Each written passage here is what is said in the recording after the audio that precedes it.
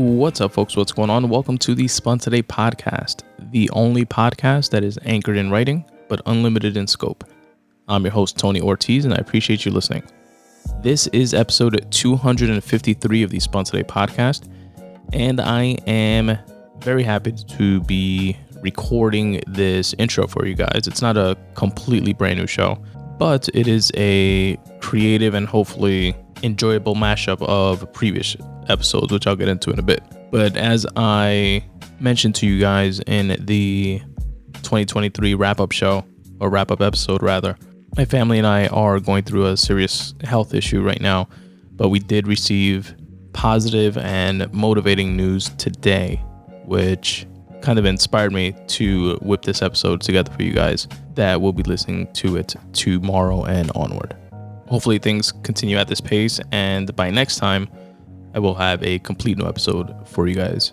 But what I did with this episode is I took a segment of the podcast that I implemented for the first time around episode 177, maybe a couple episodes prior to then. I started this new segment called Goats Doing Goat Shit. GOAT being the acronym, greatest of all time, GOAT.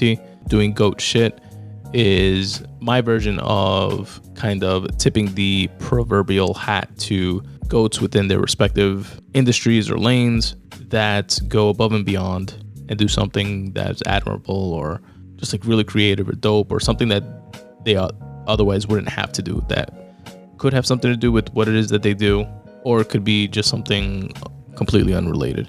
And I usually drop in like one or two of those when I have the Goats Doing Goat Shit segment every few episodes.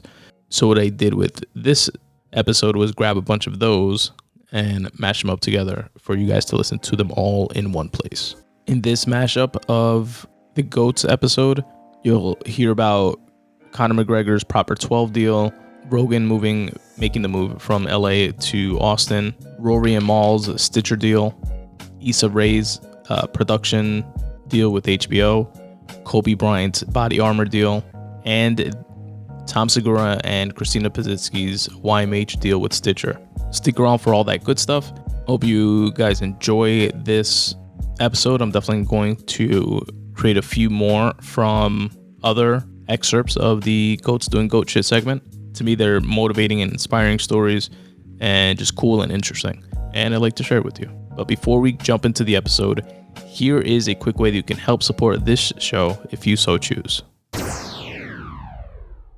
Another great way for you to help support the show and also take care of your foundational health is by going to spuntoday.com/support and clicking on my affiliate link for Athletic Greens, aka AG1. One scoop of AG1 in your water helps to fill nutrient gaps, promote gut health, and support whole body vitality. Just one serving delivers a comprehensive blend of 9 products: a multivitamin, minerals, prebiotics, probiotics, adaptogens, and more, all of which work together for the strongest foundation for better health. I personally take AG1 and really appreciate the peace of mind of knowing that my foundational health bases are covered, even when I know I'm not eating as healthily as I should be. Also, by using my affiliate link at spuntoday.com/support, you will get 1 free year of vitamin D3, as well as 5 AG1 travel packs absolutely for free. Again, go to spuntoday.com/support and click on the banner for AG1. First up in Goats Doing Goat Shit, mixed martial artist superstar Conor McGregor just sold his stake in the spirits company that produces Proper 12 whiskey for $156 million to Beckel, which is the Mexican company that owns Jose Cuervo tequila. Here's how that story unfolded. In 2018, the company Beckel helped Conor McGregor and his manager, Audie Attar, with the financing to launch Proper 12 whiskey. Keep that in mind, that's going to be important later. And I'll repeat it real quick. The company Beckel helped Conor McGregor and his manager, Audie Attar, with the financing to launch Proper 12 whiskey. This was back 3 short years ago in 2018. And for those of you that don't know, Proper 12 whiskey is a whiskey that Conor McGregor started. He purchased a distillery in Ireland, and it's named after his hometown where he grew up, etc. And he's been popularizing it using, his stardom over the past 3 years. Within the realm of spirits, it's like a direct competitor to other Irish whiskeys like Jameson, for example, which is the leader in that space. Then after being launched, that same company, Beckel, purchased a 20% stake in this new whiskey company. Then they upped their stake to 49%. The other 51% owned by Connor, along with Audiatar, who has some unknown percentage of that 51%. I don't know if he's just getting a management commission of that 51%, or if he has some other split that we're not aware of, that's not public, or at least that I wasn't able to find. And now that same company, Beckel, purchased the remaining 51% stake worth $156 million, which raised Conor McGregor's net worth to $278 million. Now, two things I want to touch on, aside from the obvious, impressive $156 million return on investment within 3 years. And, 156 minus whatever the dealings of that initial financing help that Beckel assisted in facilitating. One, it was it was a very savvy time for Connor to sell, because he is fresh off the knockout loss of Dustin Poirier. And he blew up this brand, this whiskey brand, on the strength of his persona.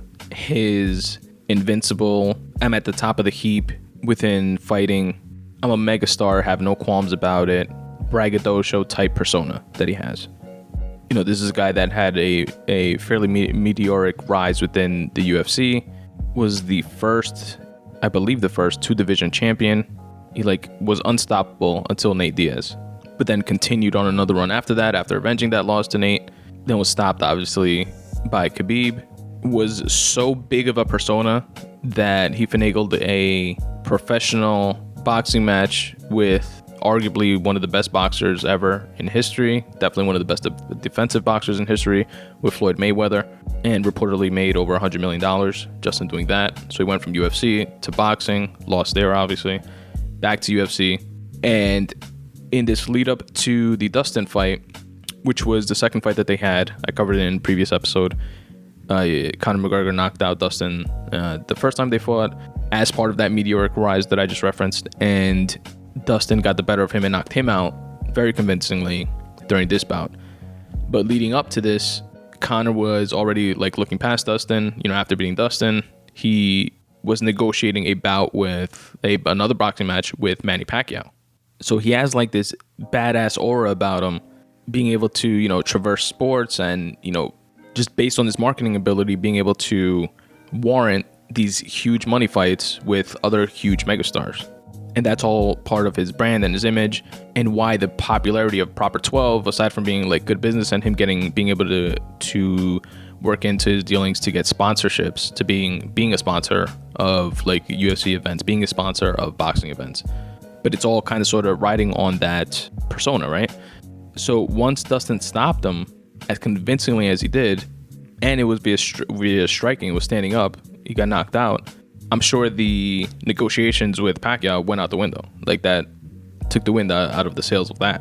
Wherein he then turned around and sold his remaining stake in Proper 12, recognizing that. I'm sure if he would have beat Poirier, the hype behind the Pacquiao fight would have been as big as it was behind the Mayweather fight.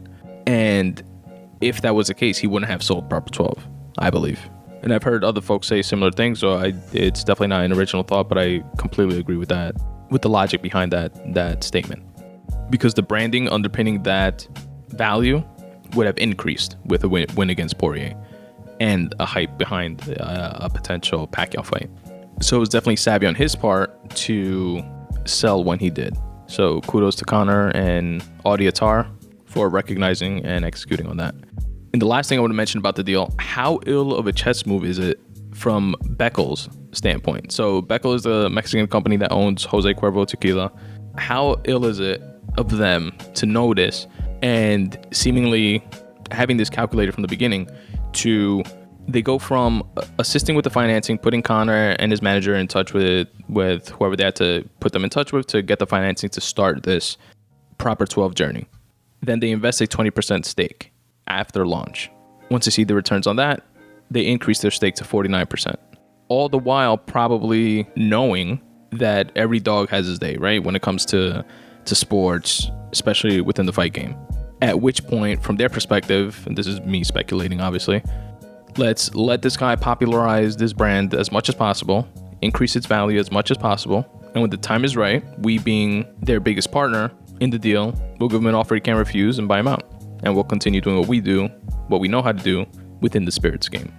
And that's exactly what they did. They took that 49% stake and then bought out the remaining 51% when the time was just right. And that's Conor McGregor and GOATs doing GOAT shit.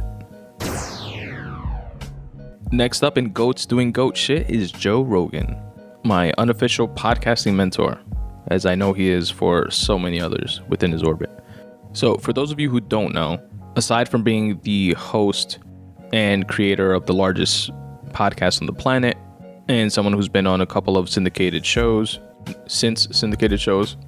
as well as a top tier and most popular commentator for the UFC, Joe Rogan is also a stand-up comedian, and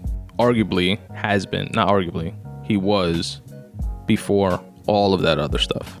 It's his passion, his main thing to do, and he was a Comedy Store comic. The Comedy Store, for those of you that don't know, is the comedy mecca. It's the comedy club mecca. Any and all comics worth their salt, that's where they want to be. That's where they want to get past, especially on the West Coast. Here on the East Coast, in New York specifically, the closest to that is the Comedy Cellar. And there's actually a great documentary about the Comedy Store on Showtime that you all should check out. But in short, comedy has always had like highs and lows over the years in terms of like its popularity, but the Comedy Store has always been a constant in terms of being that place, the place where the heavy hitters go.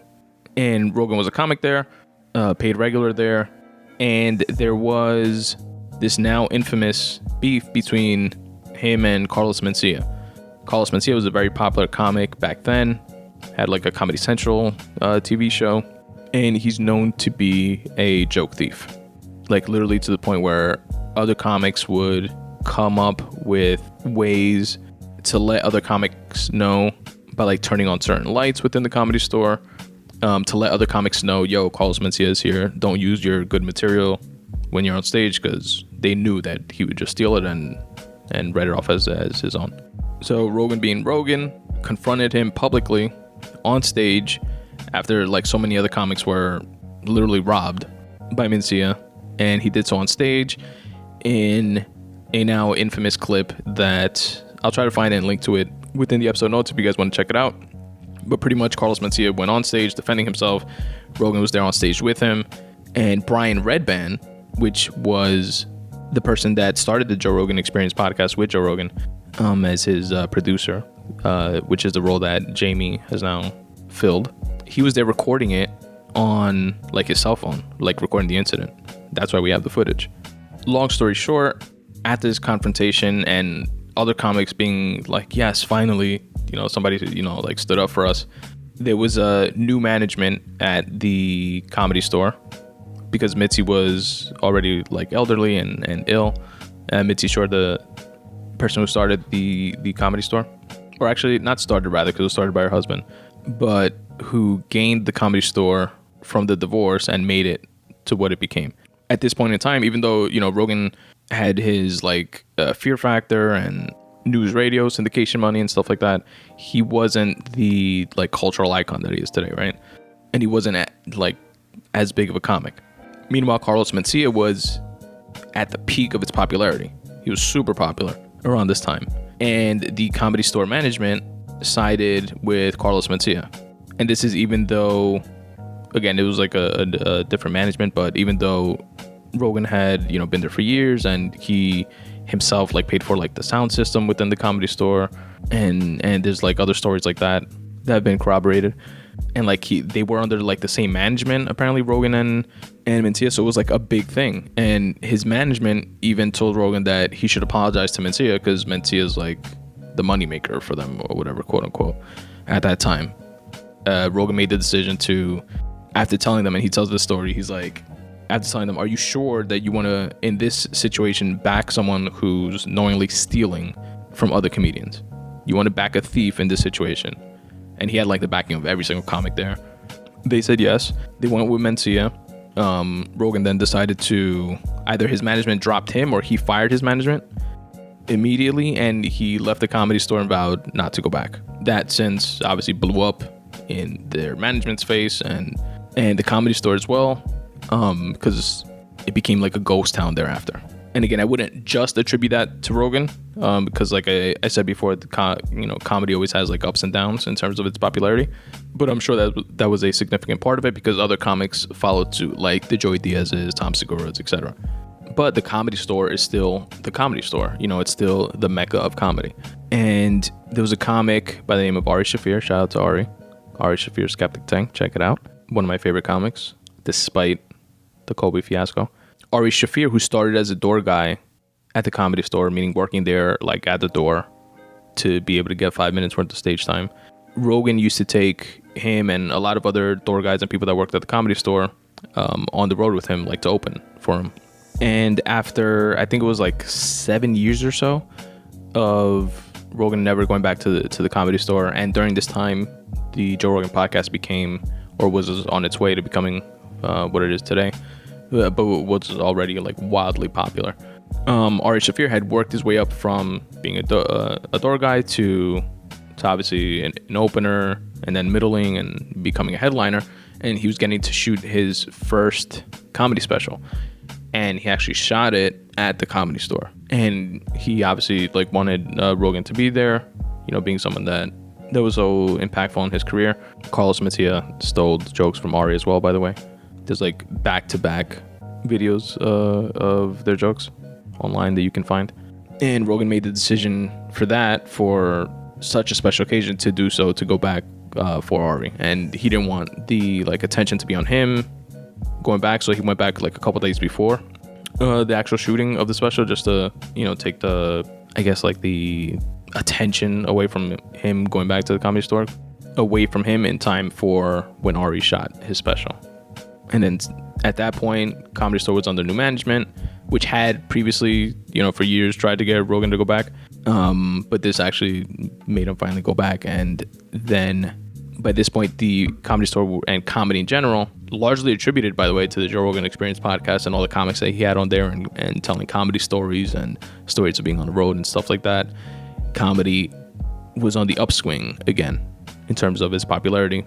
But then it went to a point where it just blew up. And the Comedy Store, and a lot of this is covered in the documentary as well, was like on an Idle Tuesday, completely packed. Lines around the block. On any given night, you can see 10 different headliners that you would normally pay hundreds, if not thousands of dollars for, doing 15, 20-minute workout sets, etc.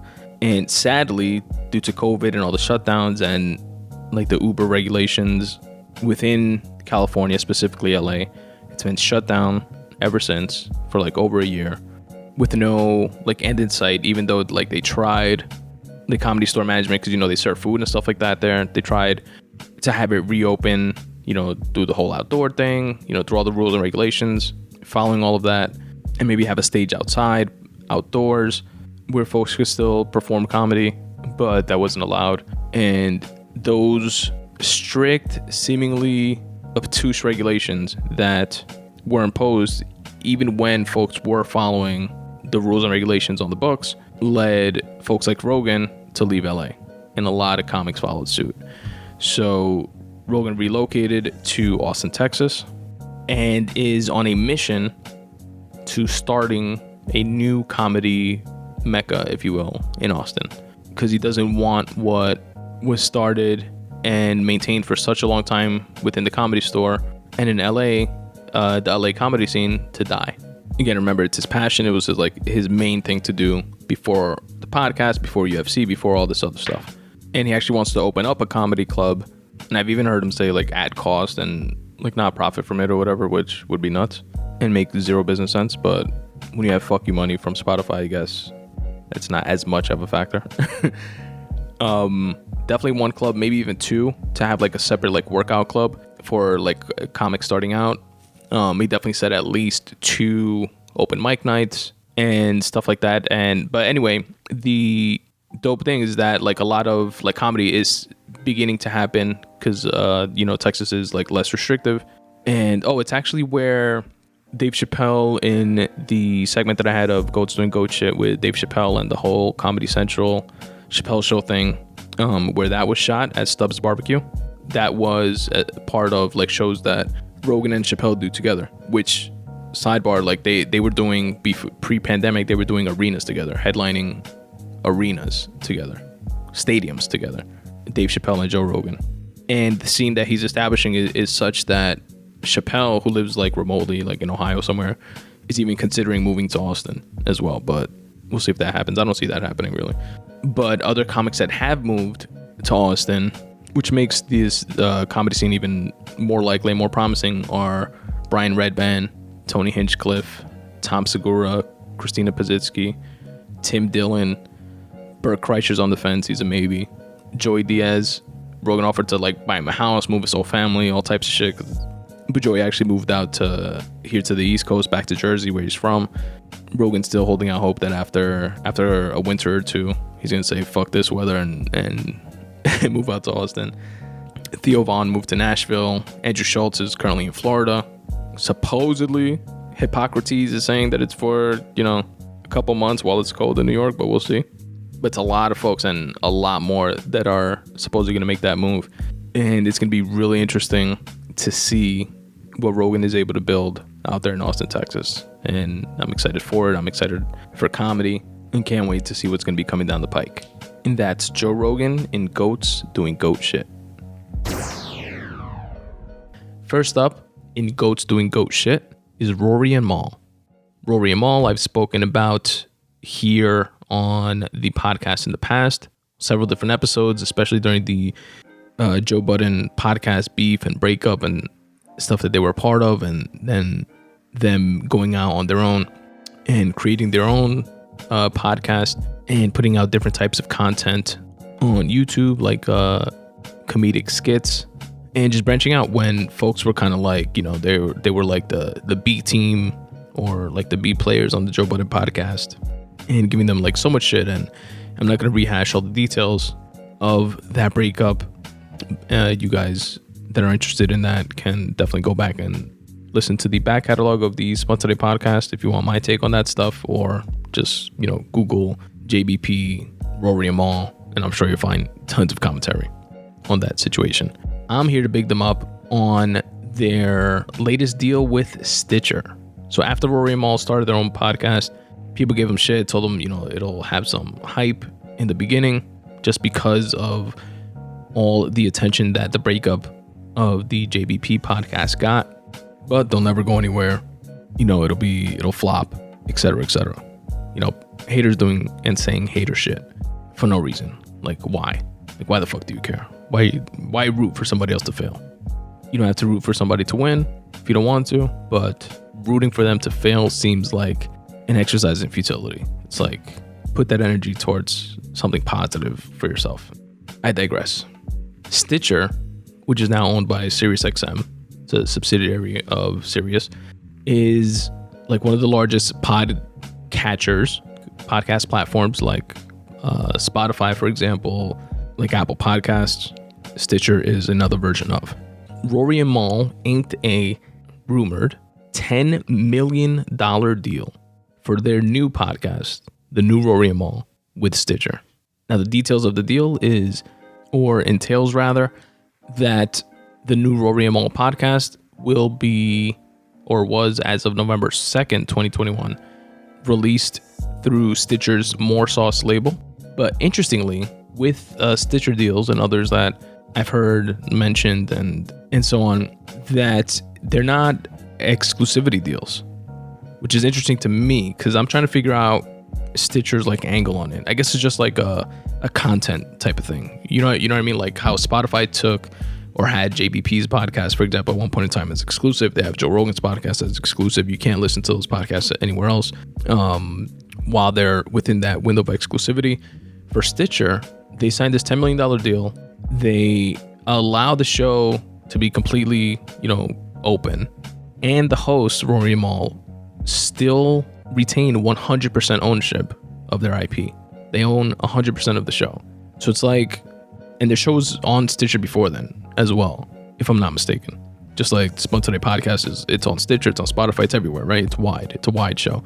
So they're continuing to do the exact same thing, but just got a $10 million here, hold that validation to do so, which is dope, man. I love seeing that. I love seeing like the underdog have it their day and just break from the JBP, which I loved that show. I hated how it ended, like most of us fans of the show did. I still watch some episodes of JBP, some clips, but I've been liking the Rory and Mal content like more and more. I'm glad they've gotten tons of support. They were able to like hold on and grow their own audience and just create, like I said, different types of content and skits along with the pod. That must be like super validating for them. As a fan, it's definitely validating to see. But I definitely do have to look more into like the business aspect of this type of podcast deal, which again, this is not the first one that I've heard that's like this, that have gotten like a podcaster that has gotten some sort of deal with a podcatcher like Stitcher, and that it does not include exclusivity. So I'm just curious what's in it from the perspective of Stitcher. Maybe to hire like advertising split within that type of partnership. Maybe it's like you eat off of the advertising that you bring to the table type of thing. So if they bring 100% of the ads, if Stitcher does, if they bring 100% of the ads to the table, maybe they keep all of it, and over time it adds up to more than the $10 million. I don't know. It's interesting, but it seems like a win-win.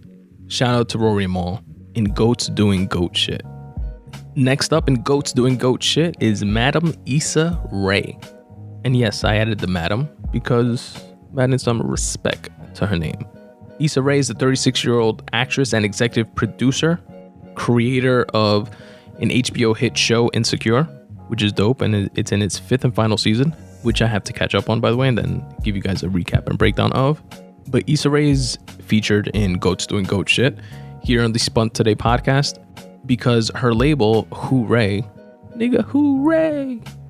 Where's that from? That's from from like a Lil Wayne song. It's a new day, we the champions, nigga, hooray. Anyway, but it's spelled Who, H-O-O, Rae, R-A-E, like hooray, as in like yay, hooray, but R-A-E is how you spell Issa Rae's last name. So it's pretty cool alliteration there. She has signed a new 5-year contract with Warner Media. Now, previously, she signed up for like a 2-year deal for Insecure. She re-signed for another 3 seasons after that. And now she signed like a wide 5-year deal with Warner Media, valued at $40 million. $40 million. Let me get a round of applause for Issa Rae.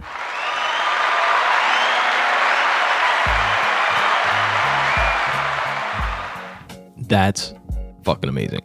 And now what the deal gives HBO, see, this one kind of makes sense to me because I can see it from both sides. Issa gets the bag and, you know, her production company, obviously. But what HBO gets is HBO Max, and Warner Brothers Television has exclusive rights to Issa Rae's work in TV. So she can't put out like a TV show anywhere else. And they have a first look film deal, which means they got like the first right of refusal. They can pass, you know, if she creates a movie, they can pass on it and then she could sell it somewhere else. But they have the first look film deal that spans Warner Media, all of its brands, including Warner Brothers Pictures Group, New Line, and HBO Max. So I see the skin in the game from the HBO perspective in this deal. But it's awesome, man. I love that fucking come up. And Hooray, Issa Rae's production company, already had at least like 15 different projects in various stages of development within HBO anyway. So it's awesome to get, again, validated in that way, paid for what it is that you're doing, what you're creating, what you're producing, what you love to do. And she actually turned down a previous deal, and she was like on a Breakfast Club interview, and Charlamagne was like, why'd you turn down? It was a multi-million-dollar deal, the one before, right? And she was like, yeah, but you know, the number just wasn't right. And I love that. I love hearing that. I love creatives taking hold and ownership and just like objective acknowledgement of saying, no, like I know that's a lot of money, but that's not what this is worth. You know what I mean? It's like if somebody offers you $10 million for something but you know that something is worth 100 million. It's like people could get lost in that 10 million and you're like, no, yeah, I know, of course 10 million is a lot of money, but I'm selling this at 10% of what the fucking value is. Like, that's not the value. And I know that value when it comes to like creative things are subjective and aren't as practical and like tangible as like a fixed item or a good, but to have that level of confidence in what it is that you're doing and acknowledgement of like what you put into it and what you expect to get out of it and sticking to your guns, and then having that validated with, all right, you're right. You know, HBO come back and saying, yeah, you're right. It's worth a lot more than that. Here's 40 million. It's like, what? That's fucking amazing. And Issa's come up, you know, from before Insecure, that, you know, the fact that she started with just creating content on YouTube with a series called Awkward Black Girl back in 2011. And then that, you know, gaining like attention online and her getting the Insecure deal in the first place, and then just like blooming into this and having her own production company that's into like a bunch of different things, whether it's movies, TV, music, you know, et cetera, is just like the cherry on top. It's awesome to see. And the dopest part is that YouTube channel that she started back in 2011, she's still also creating different content and allowing folks to create content within that channel and still supporting like that channel. You know, I have this like block above like my little bookshelf here that's next to me that I've had for years, and look at it from time to time. You know, I have it like staring at me, so it's easy to, when you see something every day, not look at it every single day, but it's like literally right there in my face. But it says, when you get there, remember where you came from. And I love like the sentiment behind that. And I feel that doing things like that, like her still creating within her YouTube channel and stuff like that, even though she's at this $40 million creative space level, is just a testament to that. When you get there, remember where you came from. Congratulations again to Issa Rae and GOATs doing GOAT shit. And last but not least, in GOATs doing GOAT shit, I got one last and final GOAT to big up during this segment, which is Kobe Bryant. Rest in peace. It's one of my favorites, my personal GOAT that I've, you know, spoken about in the past on this podcast, especially during the time of his tragic passing. But one of the deals that I have mentioned, again, specific to Kobe, is one of his business deals, which was an investment in body armor. It was a deal where he invested $6 million and he had a 10% ownership stake in the body armor company. And it's like a Gatorade competitor type of drink. They're a sponsor of like the UFC, and that $6 million deal, you know, proved lucrative because the company, you know, grew some. And now, in a GOATs doing GOAT shit from the grave, again, RIP, God bless the dead, to Kobe Bryant, that move is still paying huge dividends. Coca-Cola purchased body armor, and that $6 million 10% investment in the company, body armor, that Kobe had the foresight, him and his, you know, financial people around him, obviously, had the foresight of becoming a part of. That $6 million investment post Coca-Cola purchasing them has become a $400 million. And what's dope is that when it initially proved to be a lucrative deal for Kobe, after that initial $6 million investment was in 2018, when Coca-Cola bought a 15% stake in the company, and he made millions off that. But now in November of 2021, Coca-Cola bought the remaining 85% stake of the company for $5.6 billion. Billion with a B. The dopest cherry on top is that Coke announced the purchase at exactly 8:24 a.m. to commemorate the 2 jersey numbers that Kobe wore during his NBA career. How awesome is that? Let me get a round of applause for Kobe Bryant.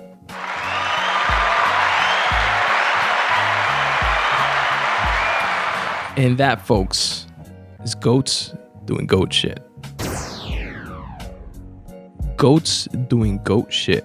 This episode's honor goes to the YMH Stitcher deal. For those of you who don't know, for the uninitiated, YMH stands for Your Mom's House, aka the podcast of hosts Tom Segura, hilarious comic, who I've spoken about in the past here on the Spun Today Podcast, related to his stand-up specials, and his wife, also hilarious comic, Christina Pazitsky. Give me a round of applause for those two, damn it.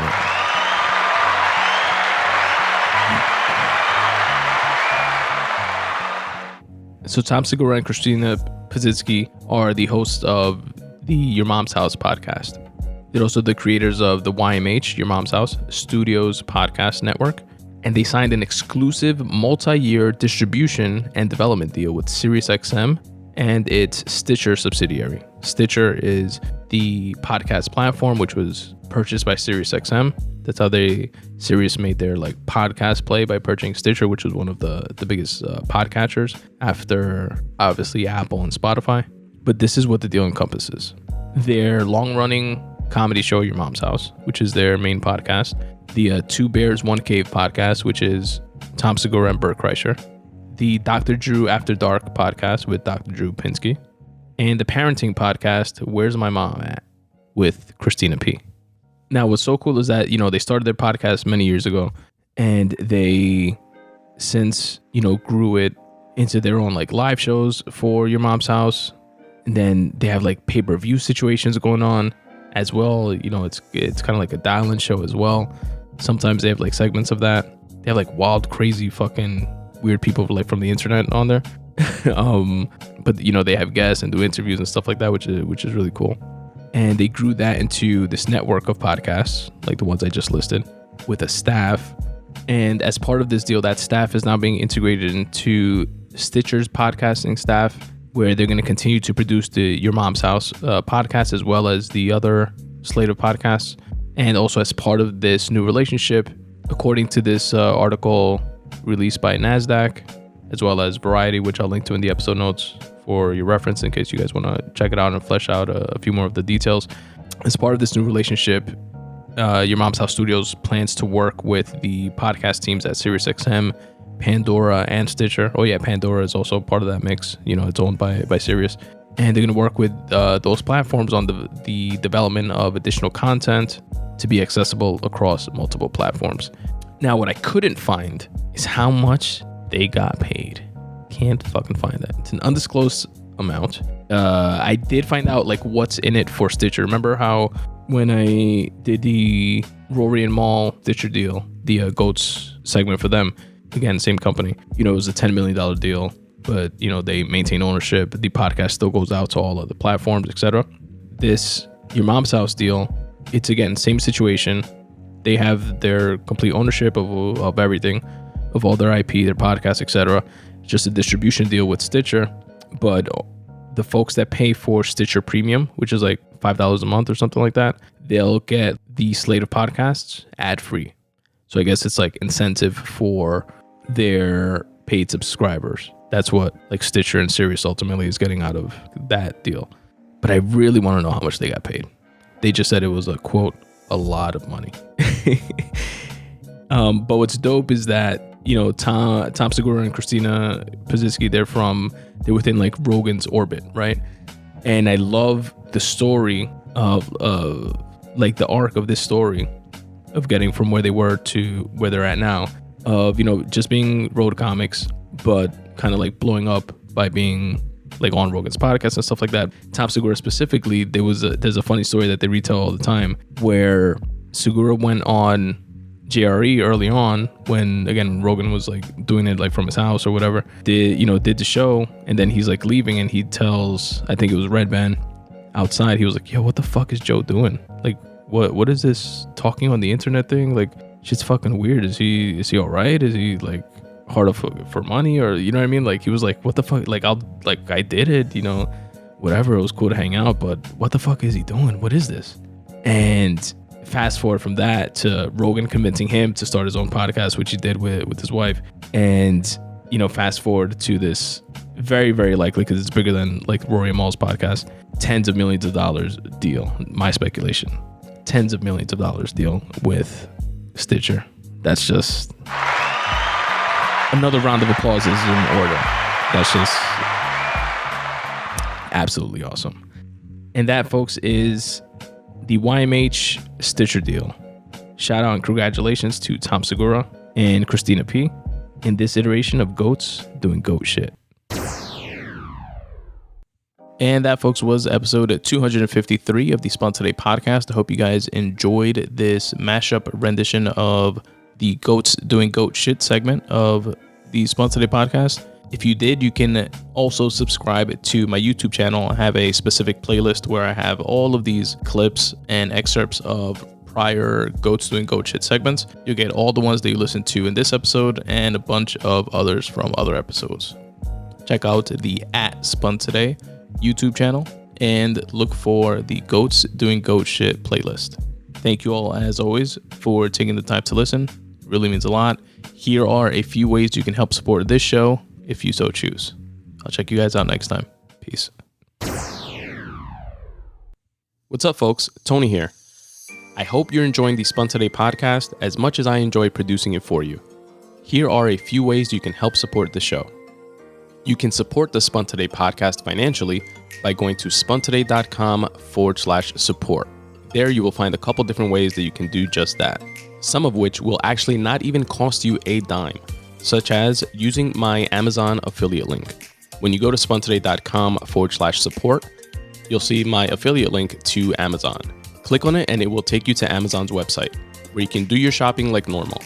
This will not cost you anything extra, but Amazon will pay me for driving traffic to their website. If you'd like to support the podcast more directly, you can do so by becoming a patron at spuntoday.com/support. You'll also find my Patreon link. This is where creators such as myself can be paid directly by patrons like you. You can either make a one-time donation or schedule recurring donations if you so choose. There are also different tiers of support, and depending on which you decide to go with, you'll also receive some perks in return, such as early access to content, free digital copies of my books, free bookmarks, etc. That is, again, by supporting via my Patreon link, available at spuntoday.com/support. Similar to Patreon, at that same location, you'll also find my Ko-fi link as well as my Buy Me a Coffee link. They work very similar to Patreon and are different ways that you can help support the show financially. And last but certainly not least, you have the good old-fashioned PayPal donation button. Any which way that you choose to support is greatly appreciated. It all helps me do more of what I love, which is writing and podcasting. Again, go to spuntoday.com/support. You can also support the Spun Today podcast by rating and reviewing the show wherever it is that you're listening to this episode. I'd really appreciate it because it really does help. Also, follow me on all socials. At Spun Today on X, formerly known as Twitter. At Spun Today on Instagram. And at Spun Today on YouTube, where you'll not only find full-length episodes of the podcast, but also chopped up clips and additional content. And of course, you can follow the Facebook page at facebook.com/Spun Today.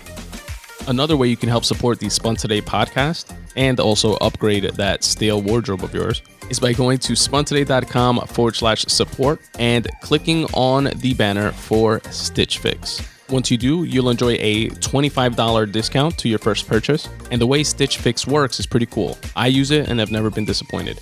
You'll set up a profile. You'll put in all the sizes for your clothes, as well as all the different brands and types of clothes that you like to wear. It's really simple and intuitive to set up. They'll show you pictures and pretty much give you a thumbs up or thumbs down option on if you would wear something or not. And you get to select all the brands that you already are used to wearing. With this information, there are thousands of passionate, trend-setting stylists will curate a Stitch Fix box for you. They'll send you 5 items that you get to preview before they mail it to you, and you'll get to select based on the image if you like it or not. If not, they'll replace it with something else, and if so, they'll mail it to you absolutely for free. You can try everything on, and you have a few days to send everything back or keep the stuff that you want to keep. Then you can use that $25 credit that I mentioned towards your purchase of those items. Again, to freshen up your wardrobe and also support the Spun Today podcast, go to spuntoday.com/support and click on my affiliate link banner for Stitch Fix and enjoy your $25 credit. Do you want to start your own podcast? Have a great show idea that you want to get out into the masses but don't know quite how to get it from your head out into the world? Well, here's how. Use the podcast host Libsyn. That's who I use to bring the Spun Today podcast to you. And now you can use them the same way. Using the promo code SPUN, S-P-U-N, you can open up your Libsyn account today, and get 2 months of free podcast hosting. Here's how it works. Once you record your show, you upload it to your Libsyn account, where you can fill in your episode notes, upload your podcast art, and schedule when you want your episodes to release. Once you do that, Libsyn will take care of the rest. They'll distribute your show to Spotify, Apple Podcasts, YouTube, and all the other podcatchers that you choose, instantaneously and seamlessly. Again, go to Libsyn.com and use the promo code SPUN, S-P-U-N, to get 2 months free. Or use the affiliate link that's in the episode notes. Again, that's Libsyn.com, promo code SPUN. Take that great podcast idea from out of your head and put it out into the world.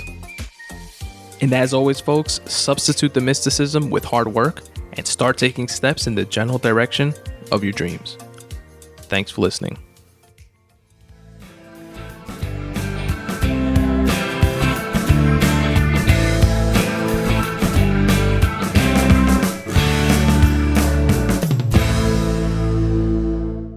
I love you, Aiden. I love you, Daddy. I love you, Grayson. I love you, Daddy.